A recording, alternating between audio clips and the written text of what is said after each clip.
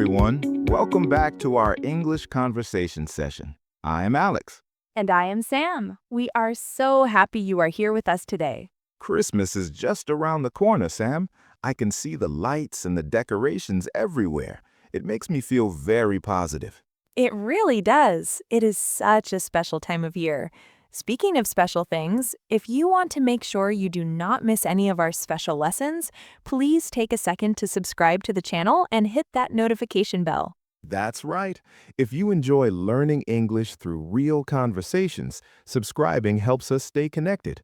And if you find this lesson helpful, please give us a like or bookmark this video to practice again later. Exactly. It's like a Christmas gift for us. Okay, Alex, are you ready to talk about Christmas experiences? I am definitely ready. Let's get started. So, Alex, how are you feeling today? You look very energetic. I am doing great. The weather is getting much colder, and I actually love it. I wore my favorite heavy sweater today. I noticed that. It looks very cozy. Do you like the winter season in general? I do. I like the feeling of being warm inside while it's freezing outside. It is the perfect time for a hot chocolate.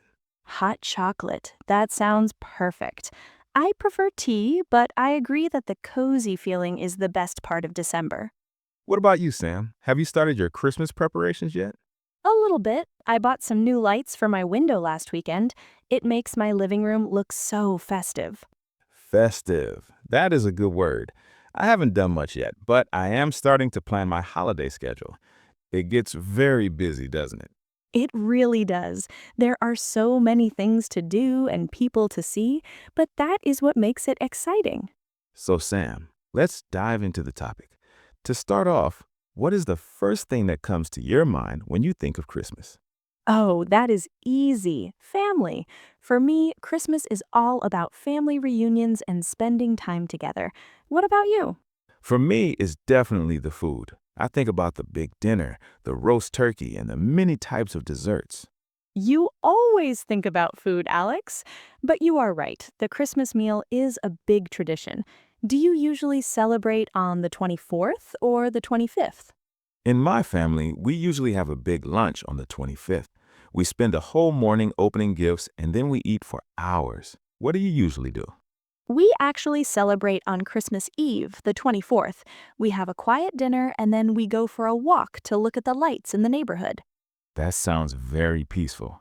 Do you usually travel during the holidays or do you stay at home? I usually stay at home.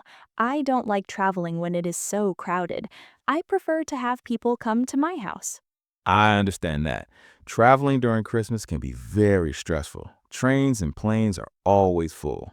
Very true. One more question, Alex. Do you prefer giving gifts or receiving them? Honestly, I love giving them. Seeing someone's face when they open a gift they really like is the best feeling. I agree. It's much more rewarding than just getting something for yourself. You know, Sam, talking about gifts reminds me of a very funny Christmas experience I had a few years ago. Oh? Tell me more. What happened? Well, I decided to make handmade gifts for everyone. I wanted to be more personal and save some money because I was on a budget. Handmade gifts? That is very thoughtful. What did you make? I tried to make candles. I bought the wax, the strings, and some orange scents. I thought it would be easy. I can guess where this is going. Did it work out? Not at all. I made 10 candles, but I didn't realize that the glass jars I used were too thin. When I lit the first one to test it, the glass cracked immediately. Oh no, that sounds dangerous. What did you do? I had to throw them all away. It was December 23rd, so I had to rush to the shopping mall at the last minute. It was a total disaster. A total disaster. Wow. I bet the mall was incredibly crowded. It was a nightmare. I spent 3 hours looking for gifts and another hour waiting in line to pay. I learned my lesson. Do not try to be a candle maker 2 days before Christmas. That is a great story. At least you tried to do something meaningful. My experiences are usually a bit more organized, but last year was a bit different. What happened last year? Well, we decided to host a Secret Santa with my friends. Do you know how that works? Yes, that is when everyone picks a name from a hat and buys a gift for only that person, right? Exactly. But we added a rule. The gift had to be something ugly or funny. We called it the ugly gift exchange. That sounds hilarious. What did you get? I received a giant plastic lobster. It was a hat. I had to wear it all night. A lobster hat. I would love to see a photo of that. It was very funny, but it also made the party very relaxed. No one was worried about being fancy or serious. We just laughed the whole night.